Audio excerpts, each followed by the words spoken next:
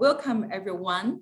Thank you for joining the third New South Wales Cardiovascular Research Network CVRN Rising Star Seminar. My name is Wenbo Peng, and I will be facilitating this seminar today. I'm a senior research fellow in epidemiology at the University of Technology, Sydney, UTS.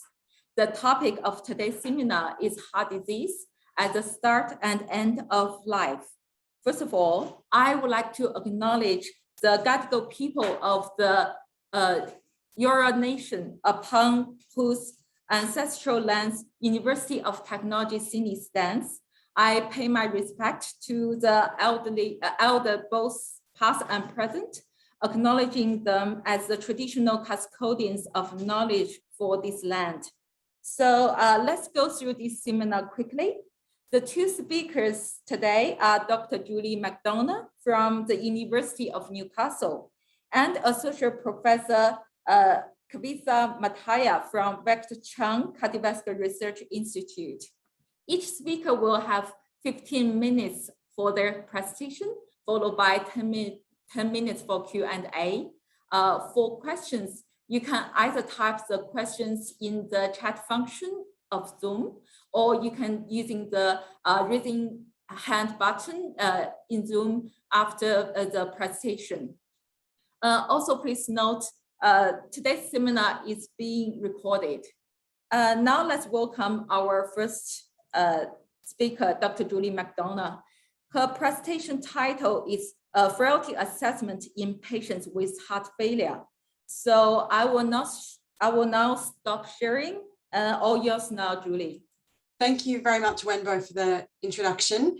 So yeah, my name's Julee. I'm a registered nurse and lecturer at the University of Newcastle. So my clinical background has been in cardiovascular nursing, and I undertook my PhD at St Vincent's Hospital, Sydney. So I'm going to be sharing some findings from there, but providing an overview to you about frailty assessment in patients with heart failure. So I want to start by acknowledging the Darkinjung people whose ancestral lands I'm currently on, and pay my respects to the traditional custodians of the lands on which people are joining me up from today also. So just to start, a bit of an overview about what is frailty. So the word frail originates from an old French word meaning of little resistance. It's a complex clinical syndrome of increased vulnerability to acute stressors. It's a consequence of cumulative decline in many physiological systems during a lifetime.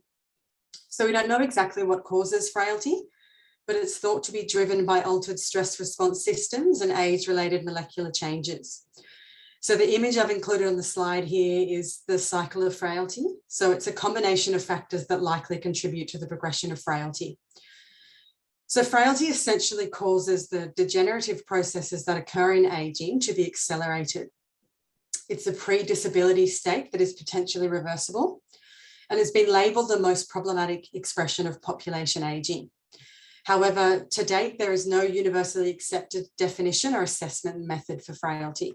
So this image here shows a common frailty trajectory. So it shows the vulnerability of frail older people following a minor illness. So the green line represents someone who is non-frail. So someone who's non-frail when faced with a minor stressor event only experiences a short deterioration, and rather than they return very quickly to their baseline level of functioning. In contrast, in the red line, frail individuals have a low level of baseline functioning to begin with. And when faced with a minor stressor event, such as a UTI, they experience a prolonged deterioration. And then rather than returning to their baseline, they deteriorate further towards dependence or disability. So there's multiple definitions and descriptions of frailty syndrome that generally fit into two conceptualizations. So there's the biological driven frailty, which you can see in this diagram in the blue. So this was developed by Freed and colleagues in 2001 and was really the seminal definition of frailty, defining it as a biological syndrome that causes age-related physical decline, such as weight loss and decreased muscle strength. The second conceptualization of frailty is the deficit-driven frailty. So this was developed by Rockwood and colleagues in the early 2000s. So this defines frailty as occurring as a result of accumulated deficits across several domains of human functioning. This conceptualisation focuses on a multi-dimensional view of frailty, or multi-domain, and recognises that frailty can cause decline in several domains of human functioning rather than just physical domains like the other conceptualisation. So frailty is highly prevalent in patients with heart failure and is an independent predictor of mortality. Frailty and heart failure are strongly linked with and are potential drivers of each other. So they share common pathophysiological mechanisms, such as they're both pro-inflammatory syndromes, and they share common symptomology, such as decreased exercise tolerance and exhaustion. Now, while frailty is generally, and frailty and heart failure are most commonly associated with older age, those with chronic disease can experience frailty at a younger age. So this has been demonstrated in several heart failure studies, which have reported frailty rates between 33 and 50%, depending on the instrument used, in cohorts with mean ages of around 54 years. So the presence of frailty in these younger patients challenges the idea that frailty is solely a consequence of aging, instead suggesting that frailty may also be related to advanced disease processes, therefore effectively making it disease-related frailty instead of age-related frailty.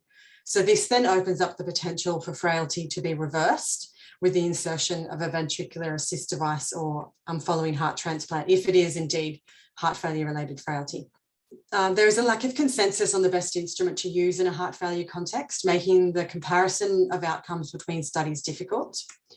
The assessment of frailty has now been endorsed and recommended by various international heart failure societies. So I just wanted to highlight some from the ESC heart failure guidelines in 2016 related to frailty. So it recommends in these guidelines that frailty should be monitored and that we need to seek and address reversible causes, cardiovascular and non-cardiovascular, for in the deterioration of frailty score. It also talks about considering reducing polypharmacy and multidisciplinary team care. Now, in the CSANZ and Heart Foundation heart failure guidelines published in 2018, this also highlights that frailty is an important consideration in patients with heart failure. It acknowledges that there's no consensus on which frailty instruments should be used or the best time to measure frailty, and states that a comprehensive assessment of frailty may provide additional prognostic benefits. So how should we measure frailty? Well, there's over 60 instruments available to measure frailty. Most of these fit into the biological or deficit accumulation conceptualizations of frailty that I mentioned earlier. The most commonly used instrument generally is the frailty phenotype, which I've included the criteria here on the slide. So this frailty phenotype solely focuses on physical domains of frailty, weakness, slowness, low physical activity, exhaustion, and weight loss. So if an individual is positive in 3 or more of this criteria, they're considered frail. If they're positive in 1 or 2 of this criteria, they're considered pre-frail. And if they're negative in all criteria, then they're considered non-frail. The next one up on the screen there is the deficit accumulation index, or frailty index, as it's also known.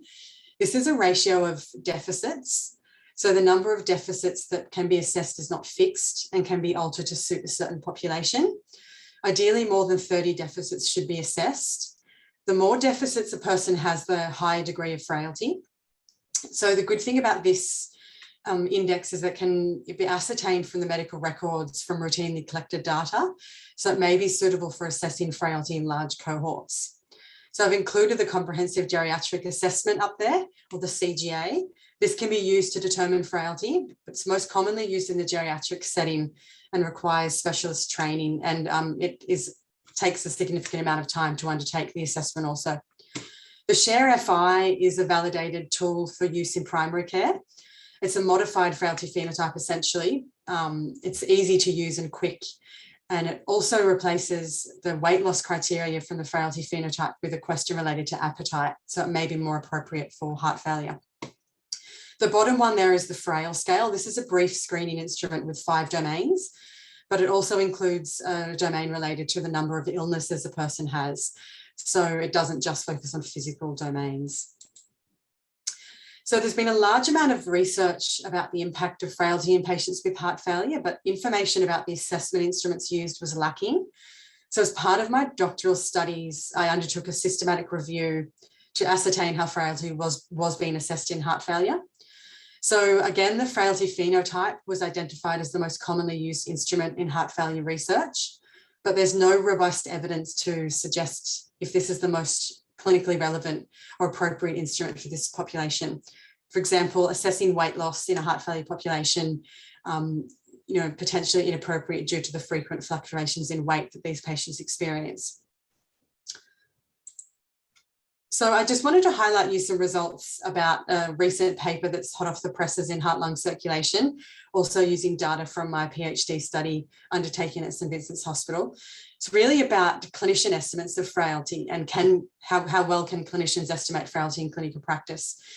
So due to the lack of consensus regarding the best instrument to use in a heart failure context and other systems-related factors like lack of education and resources, clinicians are still often relying on subjective estimates of frailty, such as an end of the bed or the eyeball test of frailty, where someone can glance at a patient and decide whether they're frail or not.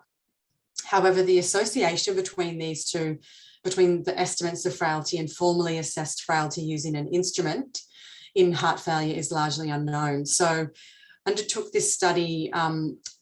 The patients that were included were adults aged 18 years and older in the recruited from the outpatient heart failure clinic and cardiology ward. And the second group of participants in this study were cardiovascular clinicians, so nurses, physicians, and allied health professionals.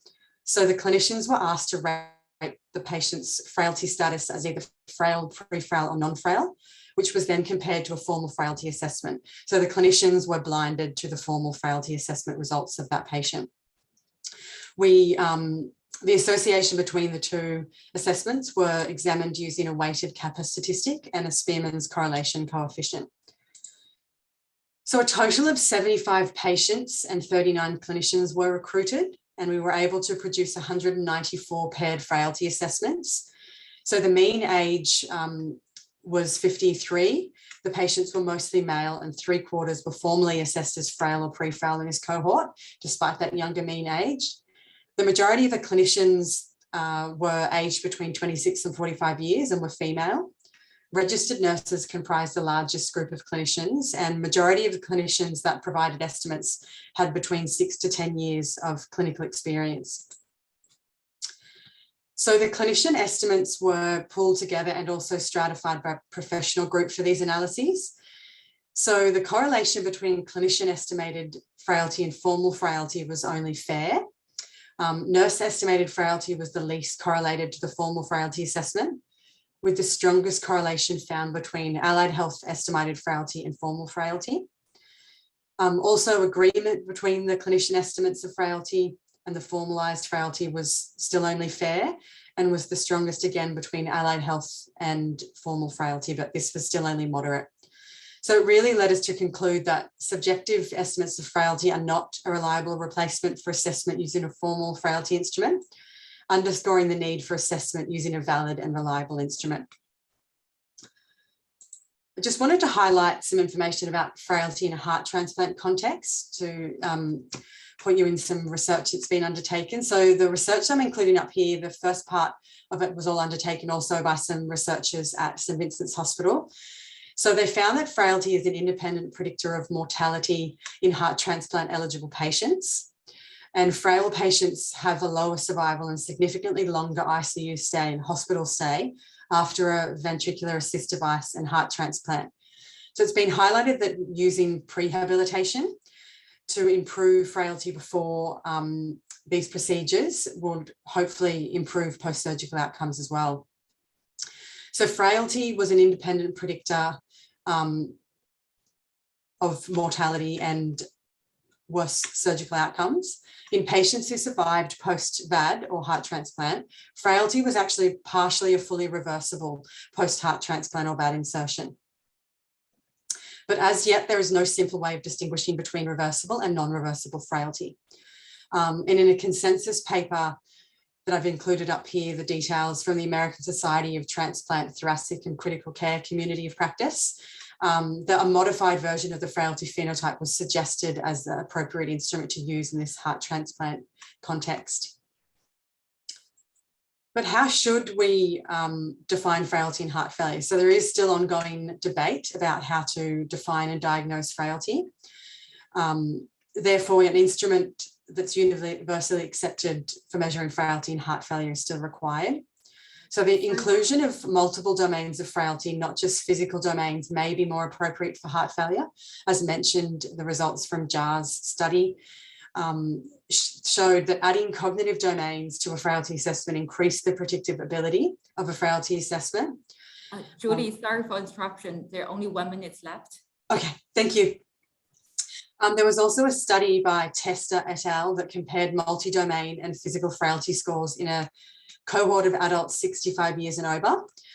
The Cox regression analysis revealed that the multi-domain score was more predictive of mortality, disability and hospitalisation than a physical score in the heart failure patients and a control group. So it really suggests that doing that more comprehensive multi-dimensional assessment is more appropriate for heart failure patients. So some information quickly about some frailty management strategies. So interventions for heart failure patients to improve frailty are limited, but there are several recommendations targeting older adults. So some information from some clinical practice guidelines suggest that preferring older adults for an individualised physical activity program with resistance training and addressing polypharmacy is important. Also referring patients for comprehensive geriatric assessment if frailty is detected. Using multidisciplinary team management is also considered best practice for frailty and heart failure. Nutritional support and vitamin D supplementation may also be beneficial, but future work needs to be done in this area to see which interventions are appropriate for heart failure. So finally, some next steps. Routine frailty assessment and or screening in the primary care or hospital setting should be undertaken on patients with heart failure. If frailty is identified in these older patients, consider referral to geriatric team for a comprehensive geriatric assessment. Consider prehabilitation before surgical intervention for heart failure patients. And really just highlighting that further work regarding strategies to improve and or reverse frailty and heart failure is urgently needed. Thank you very much. I've included my email and Twitter contact there if you want to ask me any questions via those two channels as well. Thank you. Thank you very much for the excellent presentation, Julie. So now we have 10 minutes for the Q&A. So currently there's no question in chat. So I'm just wondering whether anyone wants to raise up hand and ask a question.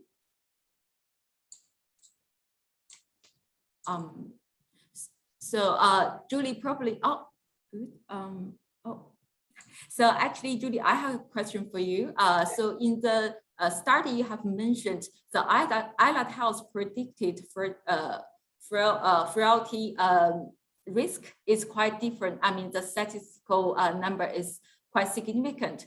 I mean, what types of islet health professionals have been involved, and what do you think, which reason cause these kind of differences? Thank you. The differences between what? Sorry, I just missed that part. Oh, I just would like to know why the allied health professionals have different estimates about the risk. Yes, so frailty, it's interesting because where this study was done, frailty has been assessed at the study site since 2013. So the clinicians there you would assume potentially had more knowledge about frailty than other health professionals.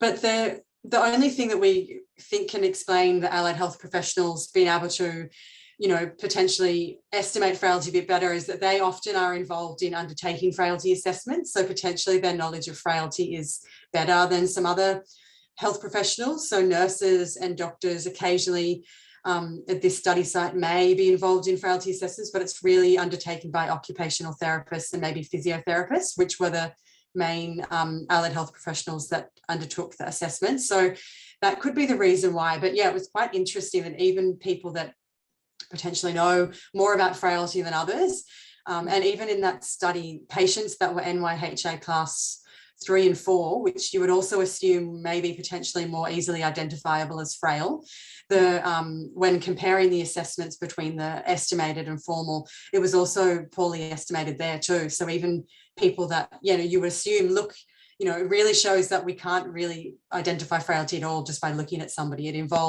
needs to involve a much more comprehensive assessment. But yeah, so those results just came out last week in Heart-Lung Circulation, if anyone wants to read more about it.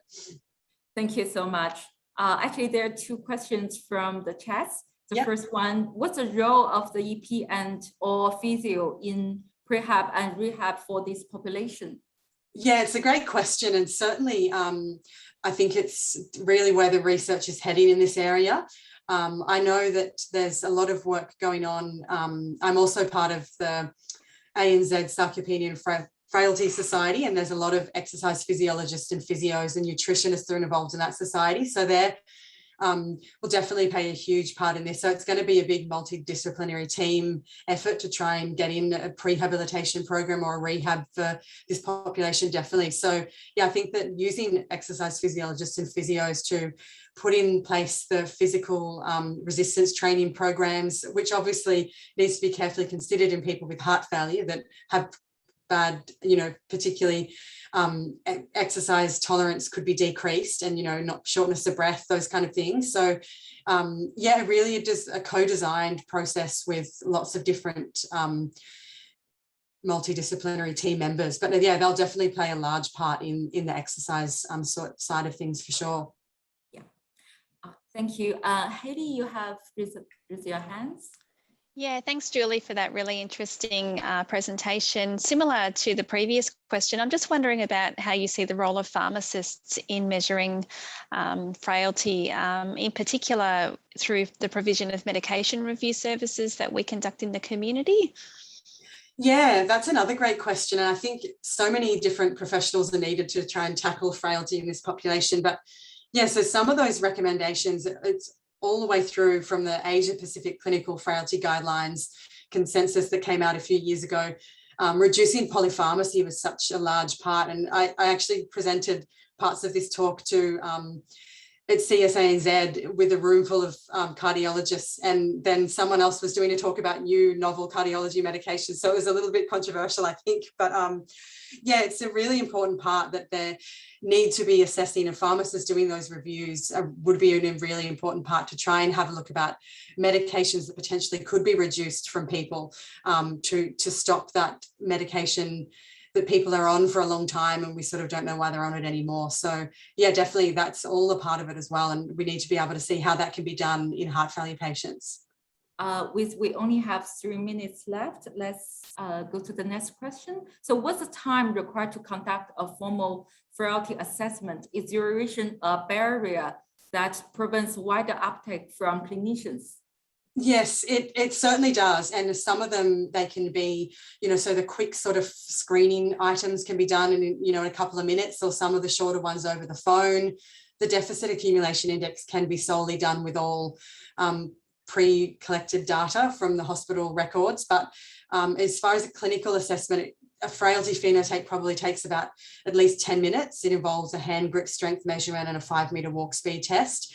So yeah, definitely sort of who's going to undertake all this assessment in an already stretched clinical environment. So it's something that needs to be addressed as well. And I think exploring the role that nurses can have as the ones that are, seeing the patients and, doing that, the time potentially could be well placed to undertake assessment, but it needs to be explored more. And someone asked about the formal frailty score performed similarly in terms of its predictive value across all age categories.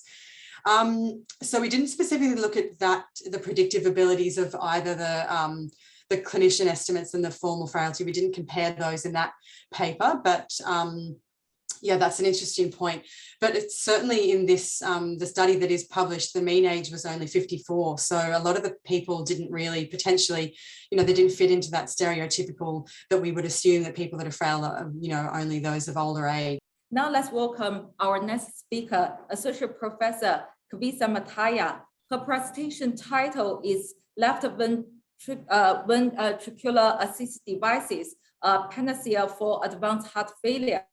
Kavitha is a cardiologist specializing in advanced heart failure, transplant, and mechanical circulatory support at St. Vincent's Hospital. She completed her cardiology training and PhD studies at St. Vincent's Hospital and the UNSW.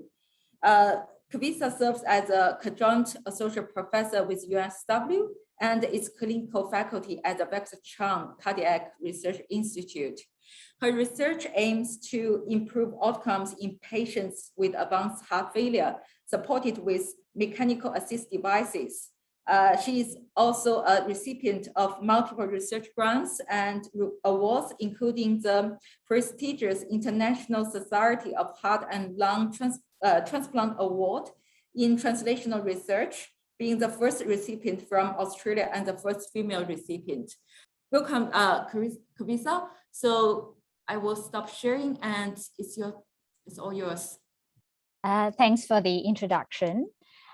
So without further ado, we'll just go straight in, and I'll tell you what left ventricular assist devices are for those of you who are not used to managing patients supported on them. So as we all know, prevalence of heart failure is quite high in Australia, and the tip of the iceberg include patients with end-stage heart failure. These patients, a cohort of them would be eligible for heart transplantation and are often waiting on a waiting list until such a donor is available. Now, in our current era of advanced heart failure, about 35 to 50% of patients on a heart transplant waiting list are bridged with mechanical circulatory support, most commonly with continuous flow left ventricular assist devices. And I hope the video is playing on the left, and this is what it looks like. The LVAD is implanted in the apex of the ventricle. It pumps blood from the ventricle, bypassing the ventricle, essentially straight to the ascending aorta, providing full cardiac support. So it's capable of generating up to 10 liters of blood flow per minute. To prevent clot formation, our patients were supported on left ventricular assist devices. We have to anticoagulate them and put them on antiplatelet therapy. So widespread use of LVAD support at present is limited by high rates of adverse events, such as bleeding, and in some series up to 43.7% have one or more bleeding events, and strokes. So both bleeding and thromboembolic complications plague our patients, and these events contribute to patient morbidity and mortality. So to give you a bit of context as to why I and our group here undertake the research that we do, I'll tell you about a case. So Miss A is a 19-year-old patient with familial cardiomyopathy. She had an LVAD implanted in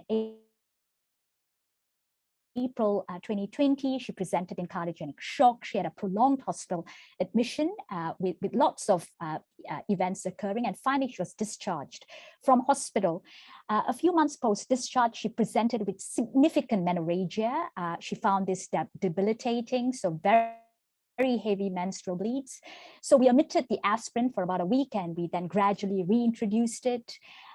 She reported improved bleeding, but a few months later, she presented with stroke-like symptoms, so thromboembolic complications. Fortunately for her, these symptoms all resolved within 48 hours, and she was left with no focal neurological deficit.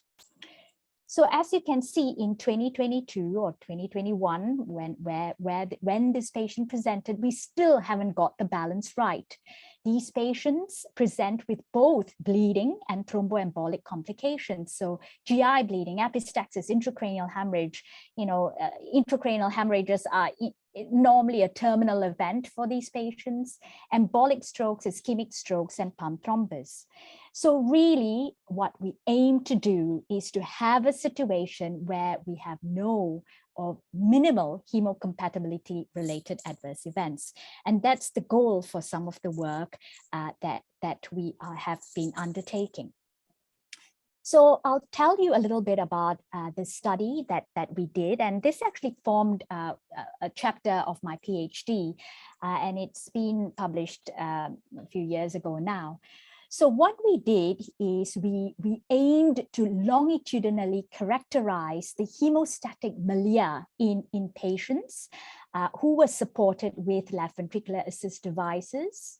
And we found that when you have this patient supported on the pump with continuous flow and lack of pulsatile flow, there were higher rates of non-surgical bleeding.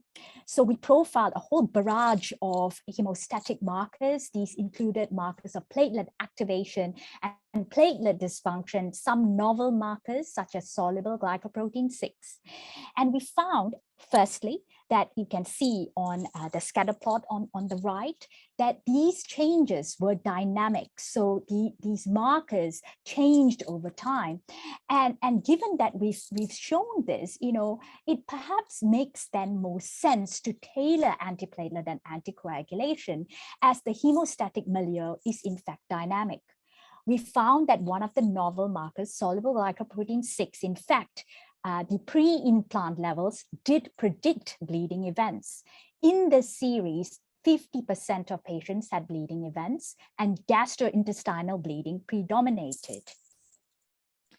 We also then looked at gastrointestinal bleeding, and we found in this paper, this was just a retrospective study on patients who presented with gastrointestinal bleeding. These are patients with end-stage heart failure on the waiting list, supported with LVAD therapy. And we found, in fact, that when you compare patients who present with GI bleeding, normally patients who were on dual antiplatelet therapy and anticoagulation, so for example, your AF patient on stents, when we compare these groups of patients from published data, patients supported with VADs in our series have had, in fact, excess bleeding.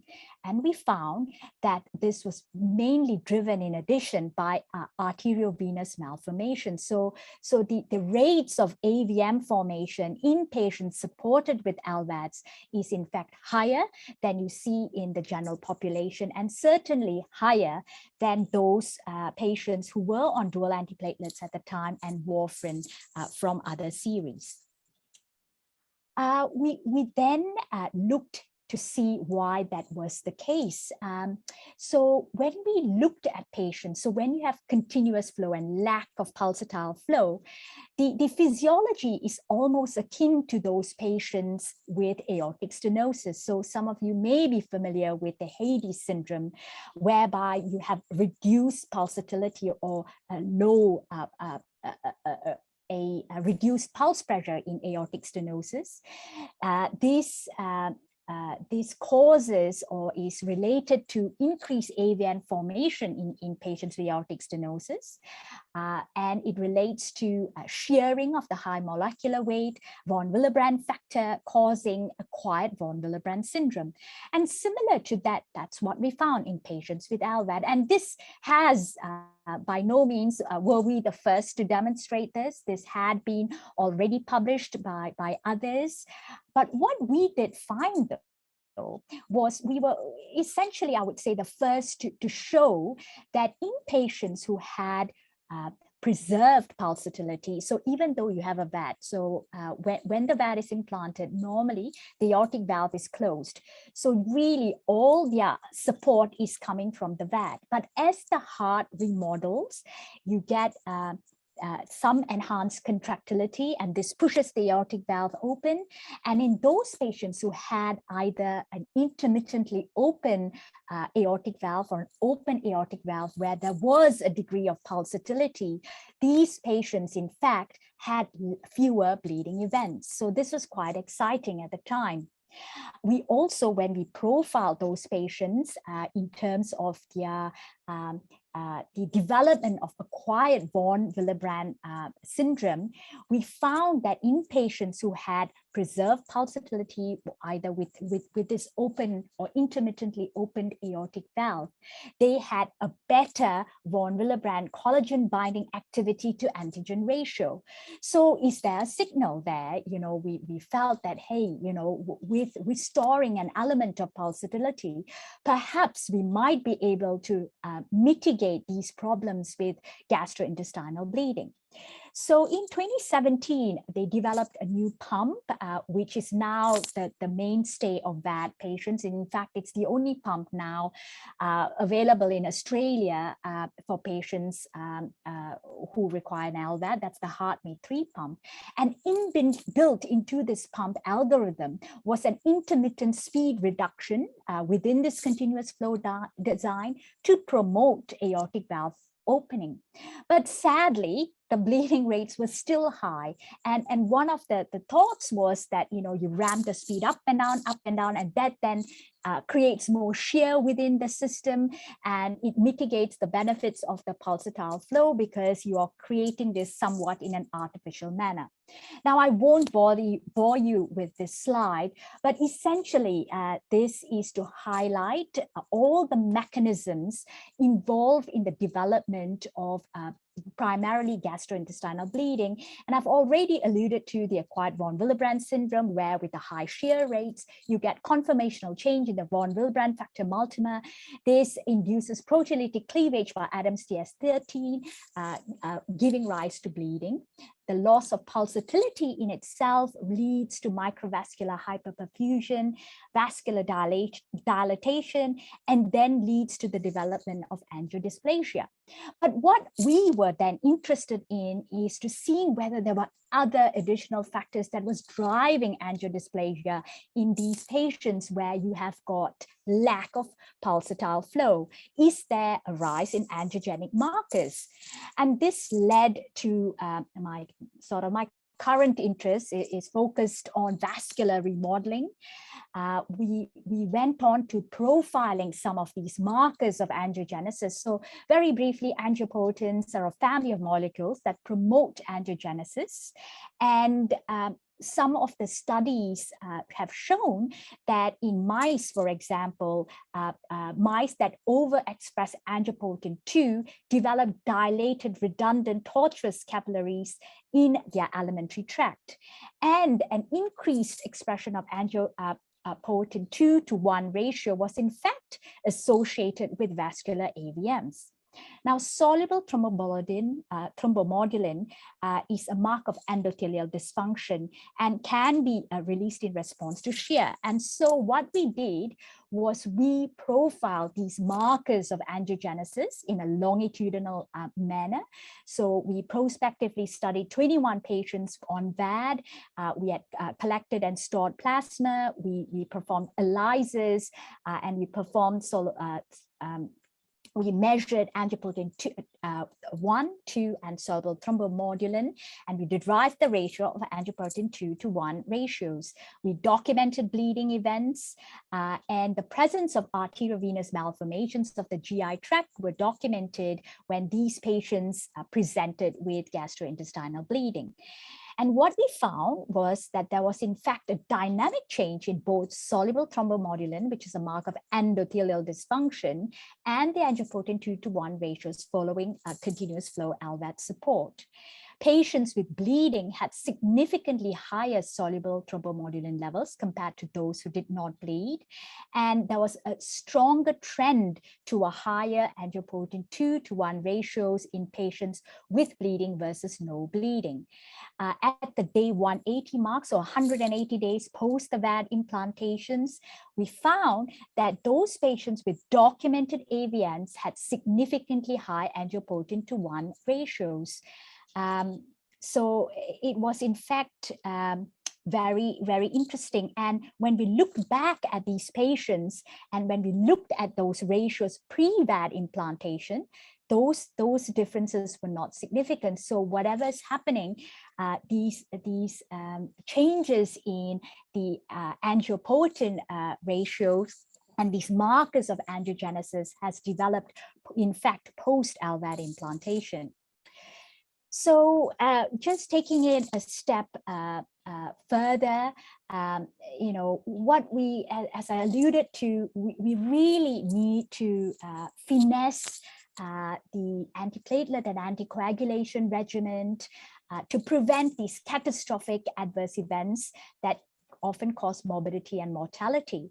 And so the current aim is to profile vascular remodeling in addition to these markers of angiogenesis, to formulate a way of having patients, having precision medicine in essence.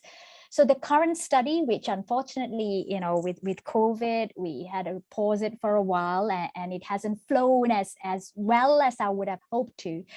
But really, we are trying to characterize some of the other novel markers of thrombosis, platelet dysfunction, platelet activation. We are doing, in addition to the ones that we had profiled before, other markers, platelet receptor markers, and this is some of our preliminary data.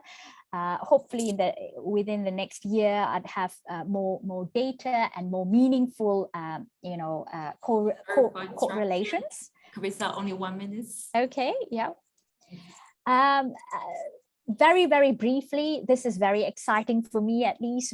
We are actually looking at the vessel itself. So aorta, we look at the aorta at the time of VAD implant and at the time of explant, and we are looking to see whether there are markers of angiogenesis that change in addition to structural changes and gene and protein expression. And we've done this on about 3 or 4 patients thus far, and this is some of our preliminary data. And finally, we are looking into their eyes. So we are looking as a surrogate for microvascular remodeling. We are doing a whole series of ophthalmic studies, both retinal studies, and we've got ethics to do some dynamic studies with OCTA, which will hopefully be undertaken in Macquarie University Hospital within the next few months, to see if longitudinally there are any changes in the microvascular circulation. And finally, the aim is to take all of this with these markers of angiogenesis, platelet dysfunction, microvascular changes, to formulate an algorithm that we can, tailor antiplatelets and anticoagulation to prevent these adverse events in our patients. So ultimately, my aim is to see if we can coordinate a multi-center study of this policy, incorporating the 5 transplant units in Australasia, and hopefully try and change our guidelines in terms of having precision medicine in patients supported on LVADs. And I'd like to acknowledge funding bodies and all the collaborators. It's been collaborated with a fair few number of people without whom none of this would have been made possible. And I'd be very happy to take some questions now. Thank you so much for the impressive presentation, Kavitha. So we also have 10 minutes for question now. There's no questions from the chat. I will start with my question. So Kavitha, you have for the second last page, you have mentioned about the machine learning modeling you want to do in the future. So could you introduce more about that? I'm quite interested in what the sample size you will have, and also where is the research setting, or something like that. Thank you. Look, I know you have an interest in this, Wenbo, and that's great, because I would love to pick your brain. We are in the very preliminary stages, so the sample size will not be huge. As to give you an example, we implant 25 patients with VADs per year on average, give or take. And if you look, even if you had, and most patients get transplanted within a year and a half on average. So our sample size will not be huge, it'll be small. We started the study 2020 or 2019, roundabouts there, and we're still getting data. So even if I were to follow these patients up, if you continue recruitment for about 3 to 4 years, you will at most we'll get about 100 patients. In terms of the strategy, I'd be very much like your input, or anyone who has experience in machine learning. That's the final stage, I guess. We are still in the process of collecting the clinical data and doing all the lab bench-side stuff and correlating it with the clinical outcomes. So we're not quite in that final step yet, and be very happy to hear your thoughts or any ideas you might have in that regard. Yeah, thank you. So actually, from the public health perspective, I'm very interested in the collaboration between clinical medicine and also the data analysis perspectives. So I think that will be a very promising area. Sorry, hi, thank you so much for the great talk, Kavitha. It's really interesting. I was just wondering, because normally we think pulsatility is a bad thing when it comes to microvasculature, but here we're seeing that we actually need pulsatility. And I was wondering whether the hypoperfusion in the microvasculature is actually due to the absence of that Newcastle function in the aorta, because it's the Newcastle function that kind of, helps with the continuous flow in the microvasculature. Yeah, look, that's a great point, and I think the mechanism of why you develop these angioectatic lesions, I think is definitely multifactorial. And, as we've already highlighted, we thought, sure, it was definitely going to be lack of pulsatile flow that was contributing to these angiodysplastic lesions. And when we profiled the aortic valve opening as a crude surrogate, this is a crude surrogate, we look to see is the valve opening or not, and we say, look, there is an element of pulsatile flow. We said, right, look, it looked promising. But then when they then developed a pump to promote an element of pulsatility, the results were in fact no different. So I think, I think the mechanisms of the development of AVMs is in fact multifactorial. Whether or not I do believe that microperfusion or microvascular ischemia is definitely a big player. And perhaps that's what, maybe it's an ischemic drive that drives the development of these dysregulated angiogenic markers. We don't know, but I definitely take your point. And to add to that, I think that's why I'm quite interested in assessing the aorta. We are actually, we have a whole bunch of patients now where we've got paired aortic samples where we are able to look at that vascular bed, study the vascular bed, assess whether there are changes in aortic structure, gene regulation in addition, and to assess even this ischemic profile that we see. So hopefully with our paired aortic study, we will have a few more answers. Yeah. Thank you. So I just would like to thank the two speakers again for their excellent presentations. And also I would like to thank you everyone again for attending this seminar. Before you wrap up, I would like to introduce the next Rising Star seminar in June. The next seminar will be facilitated by two of our committee members, Dr. Haley Croft and Dr. Lucy Muthiah from the University of Newcastle. The topic will be the ins, food, and genes of heart disease and hypercholesterolemia. And the speakers will be Dr. Aaron Clark from the University of Newcastle and Dr. Helen Williams from the University of Sydney.